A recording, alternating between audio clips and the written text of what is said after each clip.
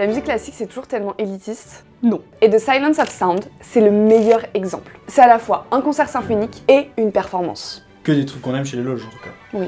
Avec sur scène, Alondra de la Parra, une chef d'orchestre superstar au Mexique qui porte ce projet complètement fou. 2. L'orchestre, bien sûr. Et 3. Une clown. Mais pas une clown qui tue des enfants, quand même. T'as dit quoi? Que c'était quoi? Non, je parlais de... Qu'il était quoi? 3 raisons qui font de ce concert symphonique un concept absolument génial pour se familiariser avec le monde de la musique classique. Raison numéro 1, c'est un concert de musique classique qui nous raconte une histoire. En gros, vous avez un orchestre qui interprète des grands classiques, La Mer de Debussy, La Méditation de Thaïs de Massenet, la Symphonie numéro 3 de Brahms, et au milieu de cet orchestre, une clown muette qui découvre la musique un peu comme un monde nouveau.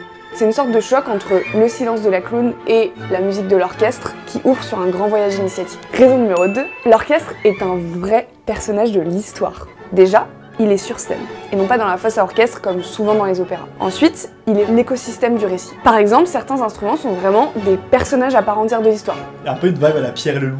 C'est tellement Pierre et le Loup. Et j'adore. Pierre et le Loup, énergie. C'est un peu Fantasia 2000.